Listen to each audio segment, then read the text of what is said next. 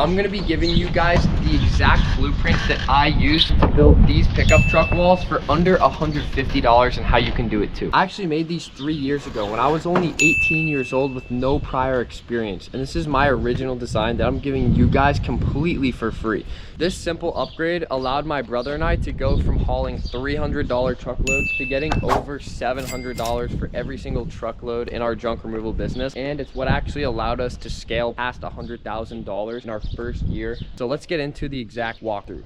I'm gonna start off by showing you guys how the walls are attached to the truck. So as you can see right down here, we have these L brackets right here. These are bolted underneath. You can see we drilled a hole and then bolted these here, and then they're screwed in with a washer to the 2x4. An additional thing that we did to prevent these 2x4s from cracking here, we chiseled out a section for a steel metal, which we then screwed into the 2x4 to make it very secure. Otherwise, when you're going up bumps, these 2x4s could very likely crack and then your wall could fall over. And if you have anything leaning on it, you really want this kind of extra support. Now, if you look right here, this is a D-ring. These are really good for straps. You can see we have one on the bottom and top of every single support because these are used for every single load, especially when you don't have a tarp over the top or you're just working with a pickup truck. You need these types of things to be able to hold stuff in your load. And then if you look at every single 2x4, they all have these L brackets. The holes that they go into aren't the size of a 2x4, so you're gonna need to take a circular saw or a Sawzall and cut these 2x4s like an L or a T. Same design with a 2x4, but now that we're getting to the back wall, this is one of the most important parts of the design. If you don't do this right, your back window is actually going to crack because stuff that you throw in here is going to probably get right into your back window. This happens to us twice, and then we did this model. It took us some failures, so make sure you don't go through those mistakes. When you create the back wall, you want to really try to secure it to the two sides because there's going to be one of the things that prevents your sides from wiggling around too much and potentially cracking or breaking. So as you can see, we have two 2x4s right here that secure the walls together on the top. One of them actually has an L bracket that secures it to the deck board, which is the side. The gate that we use that protects the window. So basically I bought rebar from Home Depot, which is like $5 a strand, super cheap. And then I cut it with a grinder. What I did from there was drill holes into two 2x4s, and I basically made a gate. You can see each one of these rebar pieces here, and I spray painted them black to keep them clean. In addition to that, I took a metal mesh piece that I also bought from Home Depot. I think it was like $13. Cut it to the size of here, and then I used washers and screws to hold it into place. You can see these are screws and washers that are holding this metal mesh. And again, we've probably done 500 loads in this pickup truck, and this whole system is still holding up to this day. And another little thing, we even have D-rings on top of here. You know, everywhere that you can get these things is going to be a plus when you're strapping on truckloads in a pickup. But let's get on to the sidewall rail placement. Let's actually hop outside the truck for this one.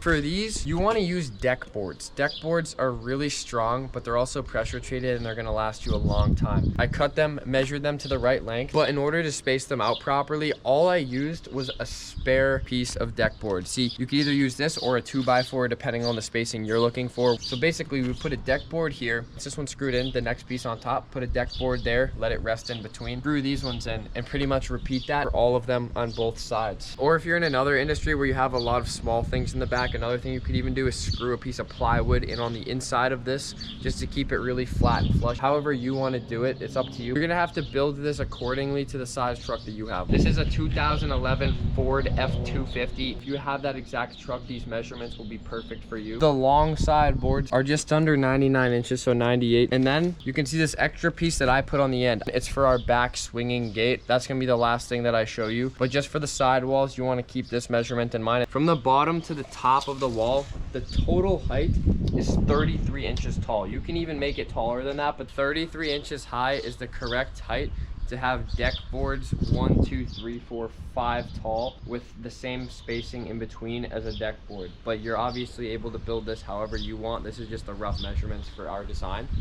Let's come up here so I can show you the back. This is exactly 69 inches.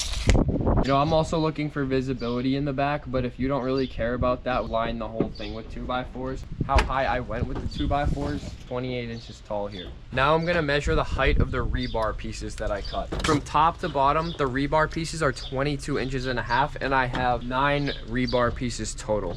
Now for the sizing of the metal mesh that we have right here on the back that fully covers the glass windshield, it's 69 by 22 and a half inches. Final thing, I'm actually gonna show you guys the swinging gate design that I made on the back. This took me 3 different tries to get it perfect. But what we have now, I think, is one of the best back gate designs. It's really secure and honestly great to work with. Let's check it out. So this is basically 71 3/4 long, and then the height, just a little bit above 33 inches. I'm gonna swing it over in a second and then show you guys how it closes, but let's look at the reinforcements of how I actually built. These are not deck boards. I think they're pine 6-inch long boards. I lined them all up and reinforced them with the very thin pieces of wood. You can see we have the straight ups, which actually hold them together, but these diagonal pieces are very important, and you want to angle them this exact way left, because when you're closing it, you want the weight to be pulling in this direction. But yeah, 3 straight lines, 2 diagonals. You can even build it more complicated than this, but this gets the job done. These are only like $5 on Amazon, and what they do is when your gate is all the way over, they keep it in place. As you can see, this thing is really secure. It's not coming off, but I'm gonna unlatch it and show you how this system works. As you can see, we have these metal pieces screwed into the wall itself, and then these come and then they latch into it. Then that keeps it nice and secure if you're driving down the road or if you're on the job. But let's close it up and I'll show you how we do that.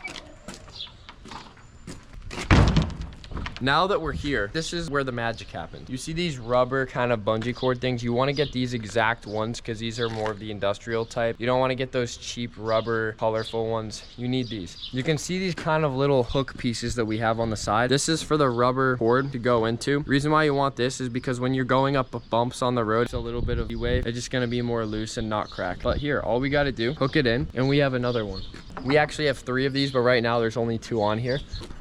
If I wiggle it, it's gonna go right back into place. And some quick little bonus additions. I'm gonna show you some reinforcements for when you're doing jobs with your pickup truck. They'll actually help you go through having to replace certain parts. You wanna basically put washers and screws to hold the plastics in, because when you're moving stuff in and out aggressively, these things will fall off. Now for the tailgate. This is honestly one of the most important things. If you're buying a pickup truck and using it only for work, I would recommend getting a junkyard tailgate to put on the back, because by the time you're done with this thing, the tailgate's gonna be completely trashed. You can see all these scratches here. We have massive dents. This thing is one of the probably most likely pieces on your truck to fall off. We put liquid nails, you can get it at Home Depot, underneath this whole thing, and it secures it like literally concrete. This will prevent it from ever falling off. And one last little bonus thing here, I open up the back without even taking this back wall off. Check it out.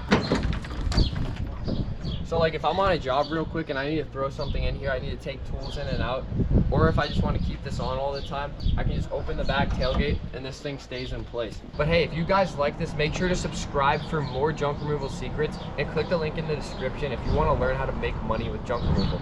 Thanks guys.